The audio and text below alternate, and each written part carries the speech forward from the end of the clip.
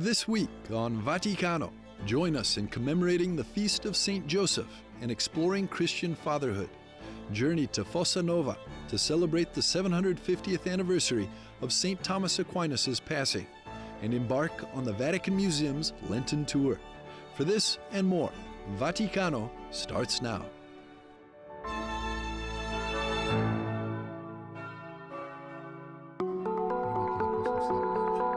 In a recent interview, Pope Francis said that Ukraine should have the courage to, quote, wave the white flag and negotiate.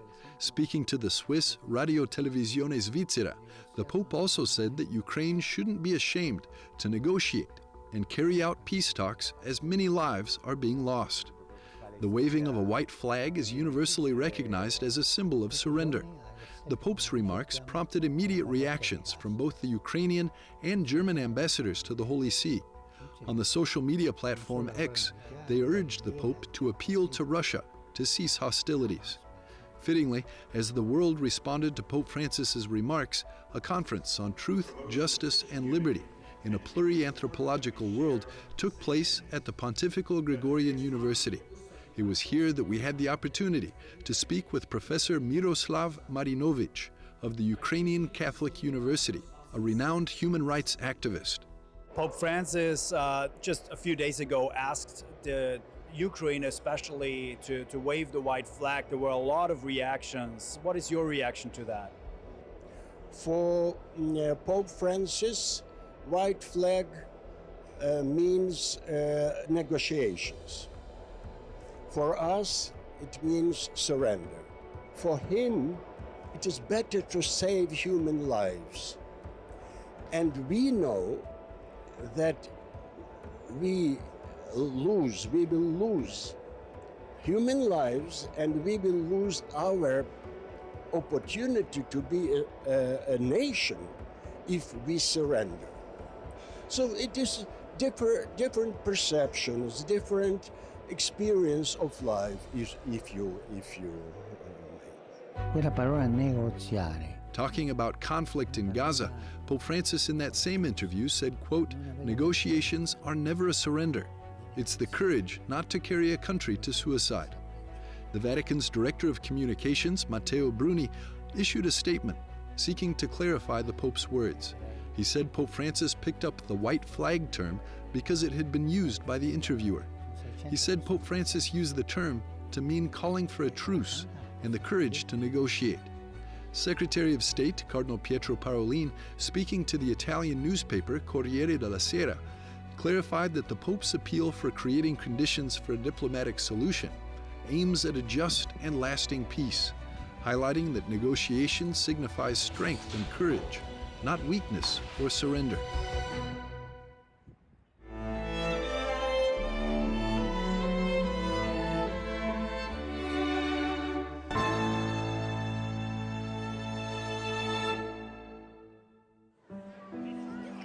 Pope Francis inaugurated the 24 Hours for the Lord initiative at Rome's St. Pius V Parish, emphasizing the transformative power of confession and God's forgiveness. The Lord removes the ashes from the ember of the soul, cleanses those inner stains that prevent us from trusting in God, from embracing our brothers, from loving ourselves. He forgives everything. Walking in the New Life serves as this year's theme. It's a call to realign with our original beauty, the essence of moving forward, said the Holy Father. Pope Francis underscores the necessity of contrite hearts and divine intervention for true healing, reminding us that only God can cleanse and renew our spirits, freeing us from the bondage of sin. During the penitential liturgy in front of the Blessed Sacrament, Pope Francis heard confessions. As 24 Hours for the Lord unfolds across the globe, Pope Francis's message resonates deeply: to approach the sacrament of healing and joy with confidence, walking anew in the light of God's boundless forgiveness.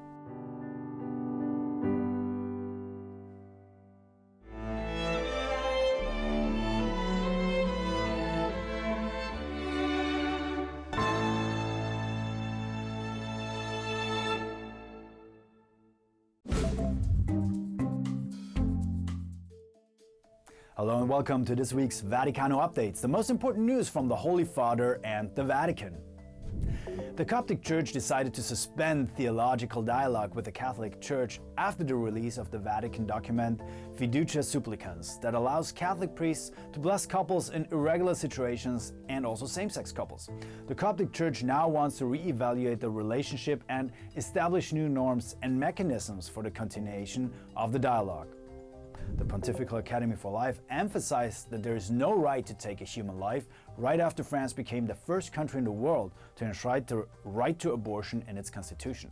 While noting that the protection of human life is humanity's first objective, the Vatican Academy also acknowledged the myriad of socioeconomic and personal difficulties that some families and women face. Monsignor Shane L. Kirby was appointed to the Vatican's highest court. Kirby is a priest from the Diocese of Scranton, Pennsylvania, and was named the substitute promoter of justice of the Supreme Tribunal of the Apostolic Signatura. The Supreme Tribunal was established in the 15th century and is one of 3 courts within the Church. It functions as a Supreme Court, hearing appeals coming from the 2 other tribunals. For International Women's Day, Pope Francis addressed participants of the conference Women in the Church, Builders of Humanity at the Vatican. The Holy Father acknowledged that throughout periods of history, women have been largely excluded from social and ecclesial life. He also referred to women as builders of humanity, highlighting the nature of women as builders in cooperation with the Creator, in the service of life, the common good, and peace. To mark the 30th anniversary of diplomatic relations between Jordan and the Holy See, the Vatican's Foreign Minister, Archbishop Paul Richard Gallagher, visited the King of Jordan, Abdullah II bin al-Hassan. During his trip, Gallagher also visited the Hashemite charitable organization, a center for collecting humanitarian aid sent from Jordan to the Gaza Strip. Thank you for watching this week's Vaticano Updates. Andreas Tonhauser for EWTN Vaticano.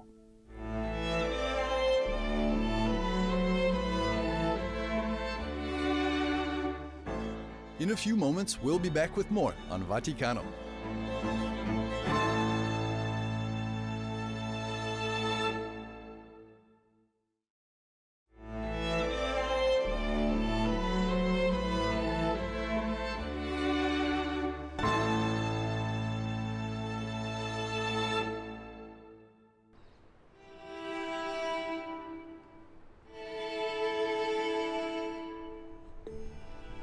In the heart of Rome, among ancient splendors and relics, lies a treasure seldom seen by the public eye. The Basilica of Santa Anastasia is the guardian of a relic of Saint Joseph. The Diocese of Rome has granted EWTN a unique opportunity to film the relic up close, which was last shown to the world in 2020 on the occasion of the Year of Saint Joseph. For 16 centuries, the Basilica of St. Anastasia has housed the Holy Garment, believed to have been brought to Rome by St. Jerome in the 4th century, along with a colorful veil of the Virgin Mary. The 2 relics offer a glimpse into the Holy Family's life, where St. Joseph silently cared for Mary and Jesus. March 19th, the feast of St. Joseph, celebrates the patron saint of fathers. In Italy and around the world, it's a day to honor the men who embody the spirit of giving for their families. And St. Joseph could serve as the model for fathers everywhere, especially now when many families face the challenge of staying together. In the United States, 1 out of every 4 children live in a home without a father figure, a situation mirrored globally. This absence impacts millions, shaping our communities and our future. Families on pilgrimage in Rome agree that the father figure is crucial to the family's well-being.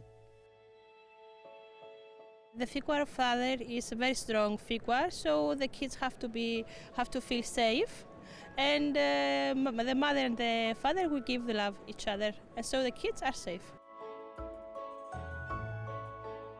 Para la familia, la figura del padre es For the family, the father figure is the identity, the protection, the support. es el sustento. La figura del padre es importante. The father figure is important because I believe that he is the one who gives identity. He is the one who leaves a mark on you and, indeed, from childhood, enables you to fulfill your destiny and purpose. San José muy importante. Saint Joseph is very important. He represents a greater love for a child who is not his own, like Jesus Christ. Jesus Christ, Son of Mary, Son of God, but not of Saint Joseph. However, Saint Joseph was his protection during a period on earth, and his upbringing was very Ha significant. sido muy importante. Pope Francis, speaking about fatherhood during his general audience, emphasized that fathers are not born, but made. It's about accepting the responsibility for another's life, a commitment that transforms a man into a father. E non lo si diventa solo per A man does not become a father simply by bringing a child into the world, but by taking up the responsibility to care for that child. si prende responsabilmente cura di lui. This responsibility St. Joseph carried out through his life and left an example for today's fathers. In your family is to live heroically. Bishop Robert Barron, reflecting in an interview with EWTN in Rome, points out that St. Joseph is the man of action. I love how Joseph never speaks in the Gospels. You never hear one word from him. He's a man of obedience to the Lord. He takes in the divine word and then he does it. He acts. Not a lot of blah blah and talking and explaining and excusing himself. He listens and he acts. And he acts by providing and protecting. Or look to Joseph, listen, take in the divine word, and then get going, do it. Poi Giuseppe.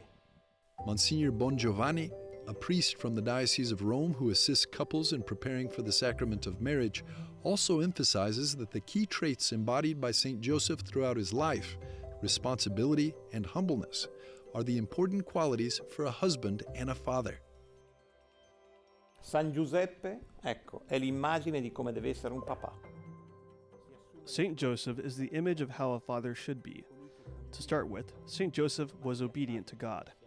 Saint Joseph is a strong man who assumes his responsibilities. Mary knows that she can count on him, in times of joy, as well as in times of trial. Saint Joseph is hardworking. He is not a lazy man. He is not an adolescent. He is a mature man, aware of his responsibility and living it to the fullest.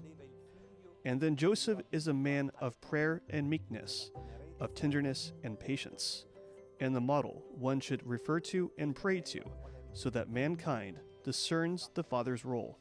Perché aiuti l'umanità a riscoprire il ruolo del padre. Pope Francis, in his apostolic letter Patris Corde, presents St. Joseph as a figure of compassionate love and as a father who accepts, teaches, and is present through the ordinary yet significant actions of daily life. In the Basilica of St. Anastasia in Rome, St. Joseph's cloak symbolizes a story of love and sacrifice.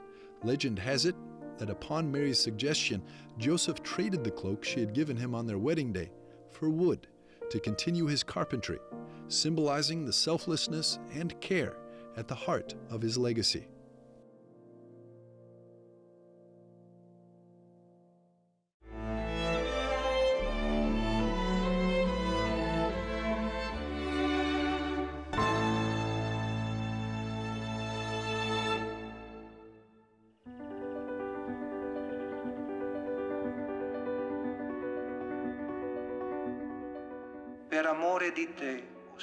For the love of you, O Lord, I have studied, I have kept vigil. I have worked, I have preached and taught. With these words, at the end of his life, St. Thomas Aquinas defined the reason behind his lifelong philosophical and theological labors. In the heart of Italy, the Catholic Church honors an important figure in its history, St. Thomas Aquinas, on the 750th anniversary of his passing. Cardinal Pietro Parolin, the Vatican's Secretary of State, led the celebrations, embodying the enduring legacy of the angelic doctor. Truly formidable, extraordinary, is the legacy that St. Thomas Aquinas has left us. A philosophical and theological legacy for the Church and humanity, for each and every one of us. Such a legacy constitutes a great grace from the Lord, and we must be particularly grateful for it. Cardinal Parolin, during his homily, invited everyone to follow St. Thomas's example of holiness, highlighting his deep love for God and his dedication to the search for truth. The small town of Priverno, south of Rome, where St. Thomas's alleged skull is revered, became the focal point for this historic commemoration. The eve of the anniversary saw a procession, as the co-cathedral of Santa Maria Annunziata filled with locals and visitors alike, all drawn together by their reverence for St. Thomas. Ho trovato subito questa forte devozione del popolo privernate, non solo. I immediately found the strong devotion of the citizens of Priverno, but also from the citizens of the neighboring towns towards St. Thomas, a great saint who, with his simplicity, entered into the profound depth of the mystery of God. Nella grande profondità del mistero di Dio. St. Thomas Aquinas' journey on earth came to an end at the age of 48 at the Fossa Nova Abbey, while on the way to attend the Council of Lyon in 1274. Qui San Tommaso ha passato gli ultimi, diciamo così, giorni della sua. Here, St. Thomas spent the last days of his life. Aquinas was a guest of a cousin at the castle of Maenza, and from there, he asked to be taken to a sacred place and was led to the Abbey of Fossa Nova, where he concluded his earthly pilgrimage. Il transito, il suo passaggio, il termine del suo pellegrinaggio terreno, insomma. 3 months before his death, according to those close to him, Aquinas experienced an intense revelation while he was offering Mass. This event remains pivotal to understanding his cessation from writing, as Cardinal Parolin emphasized during his homily. While celebrating Mass in the chapel of St. Nicholas, Thomas underwent a surprising transformation. After this Mass, he never wrote again, nor dictated anything, but also disposed of his writing materials. His secretary was astonished, but the master responded simply, "I can no longer. All that I have written seems like straw compared to what I have seen." In commemorating the 750th anniversary of St. Thomas Aquinas, Cardinal Pietro Parolin underscores the timeless harmony between faith and reason. This celebration reaffirms Aquinas' legacy as a beacon for intellectual and spiritual enlightenment, reminding us that faith and reason are intertwined paths to truth.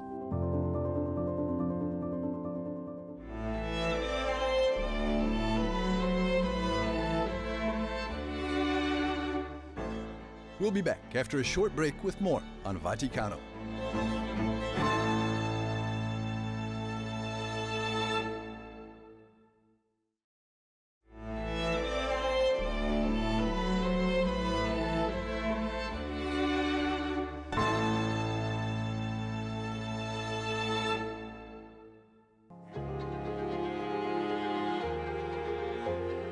Vatican Museums during the season of Lent is offering a special tour highlighting key works about the death and resurrection of Jesus Christ.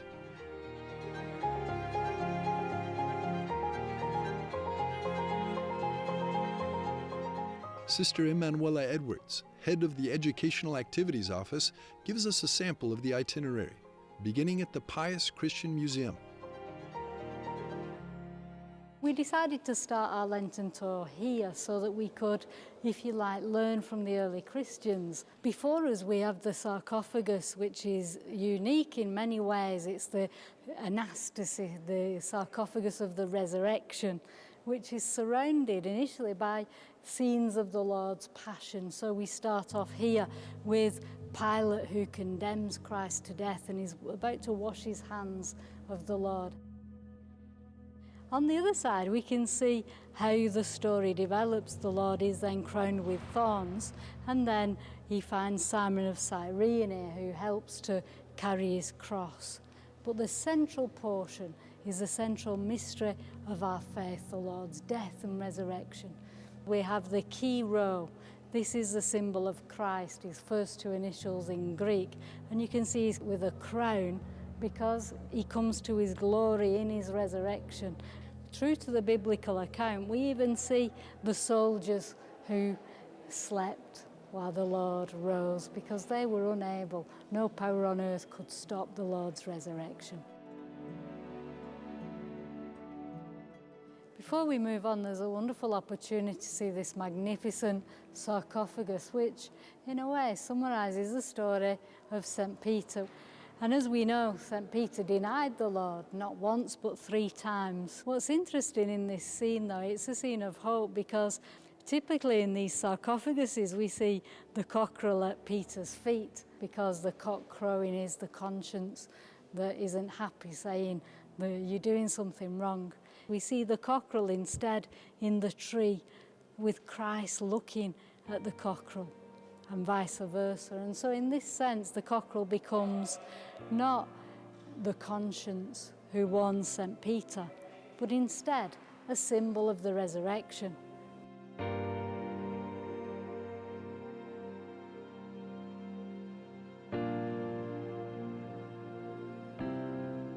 The early Christians found the image of the cross so terrible, they used Old Testament stories to mean the Lord's death and resurrection. And one of those is Daniel, who goes into the lion's den and emerges days later as if from a tomb. And his hands spread wide as if praying, also spread wide as if on the cross. The other prominent location on the Lenten tour is the Pinacoteca, the picture gallery, where among the works we make a stop at the Entombment of Christ by Caravaggio. We can't imagine a more difficult moment than the moment when Christ's body is being placed dead on the stone. And in fact, if you look, you can see the stone reaches out towards us. In many places in the scriptures we read, the stone that the builders rejected has become the cornerstone. And our Lord couldn't have been more rejected than this moment when he's being placed dead in the tomb. Nicodemus, he looks out to the viewer, and this creates a particular effect. It says to us what all the fathers of the church have always taught. There isn't a person alive for who the Lord didn't die. Nicodemus, look, says to us, he died for you.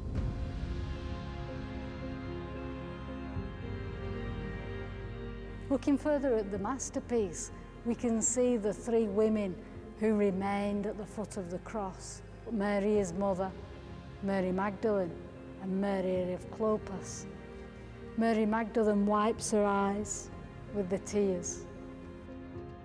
And Mary of Clopas, her arms raised in terror or even in hope. The early Christians prayed in this way.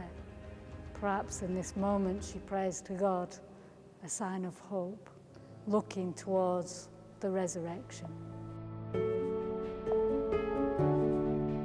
And so a Lenten visit to the Vatican museums is to ponder this moment, to take some time aside from our normal lives, to enter the world of beautiful masterpieces, and to allow these masterpieces to speak as the Gospels speak, to call us to have faith.